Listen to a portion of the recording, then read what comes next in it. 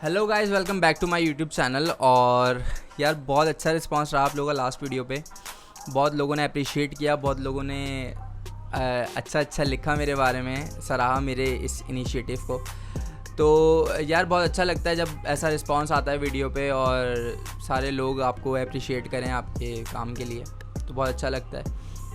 उम्मीद करता हूँ कि ये वीडियोस आप लोगों को हेल्प करेंगी और ये सीरीज़ आप लोगों को बहुत ज़्यादा हेल्प करेगी। आज एक बहुत ही इंपॉर्टेंट टॉपिक आप लोगों के लिए लेके आया हूँ और वो टॉपिक है how to connect audio interface with Cubase.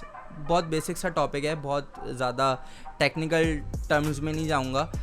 Basic तरीके से आप लोगों को बता देता हूँ कि ऑडियो इंटरफेस कनेक्ट किस तरीके से करते हैं अपने क्यूबेस के साथ। और जो बिल्कुल ही न्यूबीज़ हैं उनके लिए एक सवाल होगा कि ऑडियो इंटरफेस आखिर है क्या। ऑडियो इंटरफेस बेसिकली एक डिवाइस होती है जिसको अक्सर लोग साउंड कार्ड कहते हैं। तो यार जिनको बुरा लगा उनके लिए सॉरी, लेकिन कहते हैं भाई कुछ लोग। अच्छा, तो अब ऑडियो इंटरफेस जो है वो आपकी एनालॉग सिग्नल को डिजिटल सिग्नल में कन्वर्ट करता है। बेसिकली एनालॉग लैंग्वेज को डिजिटल लैंग्वेज में कन्वर्ट कर देता है, क्योंकि हमारा जो डिजिटल ऑडियो वर्क स्टेशन है, जो क्यूबेस है, जो हमारा सॉफ्टवेयर है, वो डिजिटल लैंग्वेज समझता है, वो एनालॉग लैंग्वेज नहीं समझता। तो analogue to digital signal conversion के लिए हम ऑडियो इंटरफेस को बीच में कनेक्ट कर देते हैं। ठीक है, अब आप ऑडियो इंटरफेस लेके आए, आपने क्यूबेस के अंदर, आपने अपने सिस्टम के अंदर वो ऑडियो इंटरफेस यूएसबी के थ्रू लगा दिया, उसके ड्राइवर्स इंस्टॉल किए, आपकी विंडोज़ के साथ ऑडियो इंटरफेस कनेक्ट हो गया उसके बाद। लेकिन क्यूबेस के साथ किस तरीके से उसको कनेक्ट करेंगे, हम इसके ऊपर आज बात करने वाले हैं। तो सबसे पहले क्यूबेस हम खोल लेंगे। क्यूबेस हमारे सामने है, हमने सब कुछ कर लिया, अपना ऑडियो इंटरफेस हमारा कनेक्ट कर लिया। हम जाएंगे स्टूडियो के ऊपर, स्टूडियो सेटअप में जाएंगे और यहाँ से हम जाएंगे VST ऑडियो सिस्टम में। यहाँ पे यूजुअली या तो ये अगर आपने कुछ भी इंस्टॉल नहीं किया तो ये नो ड्राइवर पे होगा। तो आप क्या करेंगे, अपने ऑडियो इंटरफेस को यहाँ पे आके सिलेक्ट कर लेंगे। मेरा ऑडियो इंटरफेस इस वक्त मैं जो यूज़ कर रहा हूँ वो एम ऑडियो M-Track 2X2 है। तो मैं यहाँ पे सिलेक्ट कर लेता हूँ। वो कहेगा स्विच, मैंने कहा जी स्विच कर दें आप क्यूबेस को मेरे इस ऑडियो इंटरफेस पे, उसने स्विच कर दिया। अच्छा, अब आपका जो ऑडियो इंटरफेस है वो कनेक्ट हो चुका है क्यूबेस के साथ। ठीक है, सब कुछ हो गया है, सारे मामलात हो गए हैं, सारी चीज़ें हो गई हैं। अच्छा, अब एक बहुत बेसिक सी 2-3 सेटिंग्स बता देता हूँ जो करना ज़रूरी हैं। आप जैसे ही यहाँ पे नीचे आएंगे तो VST ऑडियो सिस्टम के नीचे आपके ऑडियो इंटरफेस का नाम आ रहा होगा। यहाँ पे आप आएंगे तो कंट्रोल पैनल पे क्लिक करेंगे। कंट्रोल पैनल पे सैम्पल रेट को आप अपने सिस्टम के हिसाब से रखेंगे। सैम्पल रेट क्या करता है? सैम्पल रेट बेसिकली आपकी जो लेटेंसी होती है, मतलब मैंने लेट सपोज यहाँ से हेलो बोला, अब मुझे हेडफोन्स में वो हेलो कितनी देर बाद सुनाई देगा, उसका रिस्पांस कितनी देर बाद आ रहा है, इस पूरे प्रोसेस को लेटेंसी प्रोसेस कहा जाता है। कि यार मैंने यहाँ से सिग्नल दिया और वहाँ से सिग्नल मुझे आउटपुट, यहाँ से इनपुट दिया वहाँ से आउटपुट मिला, तो उसके दरमियान कितना टाइम लगा। यूजुअली ये यहाँ पे जैसे लिखा हुआ है 8.5 मिली सेकेंड्स, 8.5 मिली सेकेंड्स। ठीक है, तो ये इतना ही होता है। जो हमारे नए ऑडियो इंटरफेसेस आते हैं इसके अंदर बहुत कम लेटेंसी होती है, बहुत अच्छे ऑडियो इंटरफेसेस आ रहे हैं। अच्छा, मेरा सिस्टम क्योंकि इतना बर्दाश्त कर सकता है तो मैं इसको 256 या फिर कभी कभी 128 पे भी रखता हूँ।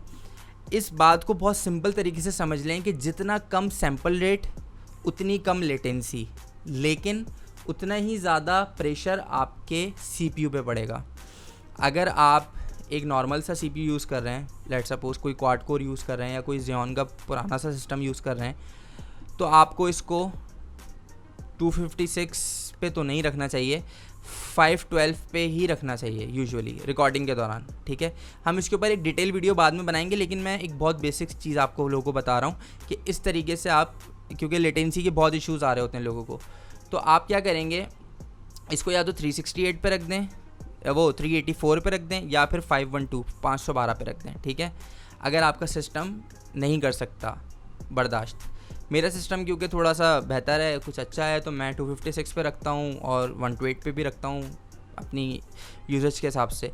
तो मुझे 5 मिली सेकेंड से लेके अगर मैं 256 पे जाता हूँ, देखें मैं जैसे ही बढ़ाऊँगा तो यहाँ पे लेटेंसी बढ़ गई, मतलब उतनी ज़्यादा देर से। अगर मैं और बढ़ाऊँगा, मेरा सिस्टम और हल्का है, मैं और ज़्यादा बढ़ाना चाह रहा हूँ, मेरा सिस्टम नहीं कर पा रहा बर्दाश्त, मैं 512 पे जाता हूँ तो आप देखें कि 14 मिली सेकेंड्स। और अगर मैं 1024 पे जाता हूँ तो आप देख सकते हैं कि 25 मिली सेकेंड्स, जो कि 20 मिली सेकेंड्स के बाद मैं सजेस्ट नहीं करूँगा कि आप लोग रिकॉर्डिंग का कोई प्रोसेस करें। तो 512 इज़ अ गुड पॉइंट। कोशिश करें 384 पे चला के देखें, अगर चलता है तो बहुत अच्छी बात है। यही बेसिक सेटिंग आप लोगों ने कर ली। अब इसके बाद एक सेटिंग जो कि बहुत ज़्यादा इंपॉर्टेंट है और बहुत लोग इस चीज़ को मिस कर देते हैं, वो है आपके इनपुट्स और आउटपुट्स की सेटिंग। आपके ऑडियो इंटरफेस में कितने इनपुट्स हैं और कितने आउटपुट्स हैं।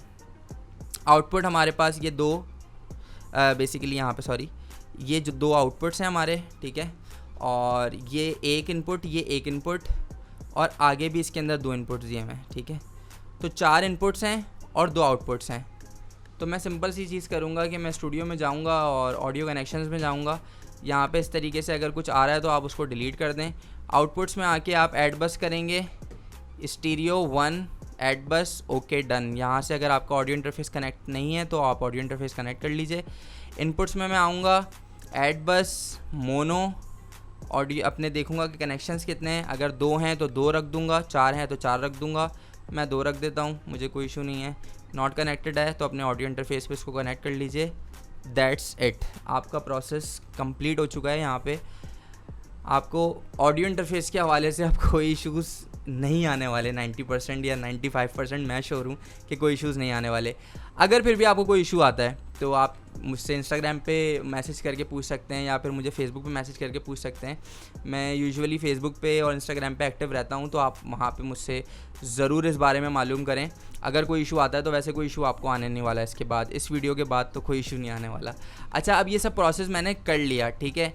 अब वैसे तो ये प्रोसेस अगर आपने एक दफ़ा कर लिया तो यूजुअली क्यूबेस इस प्रोसेस को सेट कर ही लेता है, मतलब अपने पास बिल्ट इन सेटिंग्स में बिठा लेता है, उसको दोबारा करने की ज़रूरत नहीं है। बट कभी कभी ये स्टूडियो और ये ऑडियो कनेक्शंस वाली पंचायत आपके साथ लगी रहेगी हमेशा। तो आपने करना ये है कि बहुत सिंपल सा एक प्रोसेस बताता हूँ। फाइल में जाके सेव एज टेम्पलेट, इसको एज ए टेम्पलेट सेव कर लीजिए। अपने बेसिक रिकॉर्डिंग के नाम से कर लें, ठीक है, सॉरी बेसिक रिकॉर्डिंग, ठीक है, ओके कर दीजिए। आपने कुछ नहीं करना। अब आप इसको बंद भी कर देंगे, डोंट सेव कर दिया।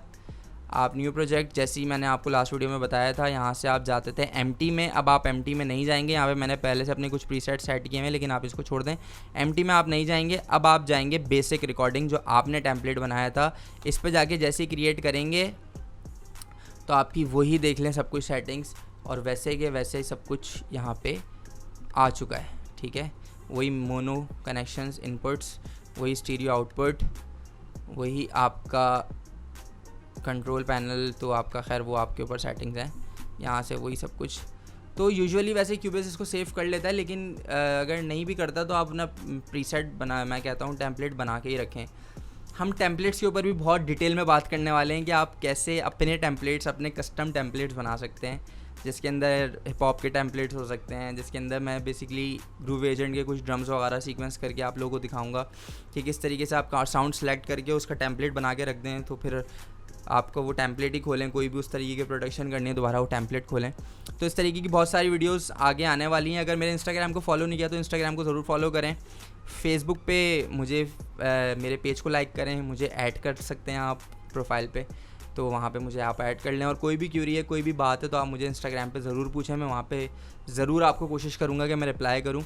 आज के लिए इतना ही रखते हैं, बहुत ज़्यादा लंबी हो गई, लेकिन इन डेप्थ आप लोगों को ये सब चीज़ें समझाना बहुत ज़्यादा ज़रूरी थी। मुझे पता है आज बहुत बेसिक मैंने समझाया है, कोई भी टेक्निकल टर्म्स में मैंने किया कि स्टीरियो क्या है, मोनो क्या है, ये क्या है, वो क्या है, लेकिन बेसिक आपको चीज़ें समझा दी हैं। इसको हम डिटेल में भी बात करेंगे, पूरी वीडियोस बनाएंगे इसके ऊपर। तो कनेक्टेड रहिए चैनल से। वीडियो अगर अच्छी लगी है तो लाइक ज़रूर करें, कमेंट करके मुझे बताएं कि वीडियोस कैसी लग रही हैं आप लोगों को, सीरीज़ कैसी लग रही है क्यूबेस की। और अगर चैनल को सब्सक्राइब नहीं किया तो चैनल ज़रूर सब्सक्राइब करें। नेक्स्ट वीडियो में आप लोगों से मिलता हूँ, तब तक के लिए गुड बाय, अल्लाह हाफ़िज़।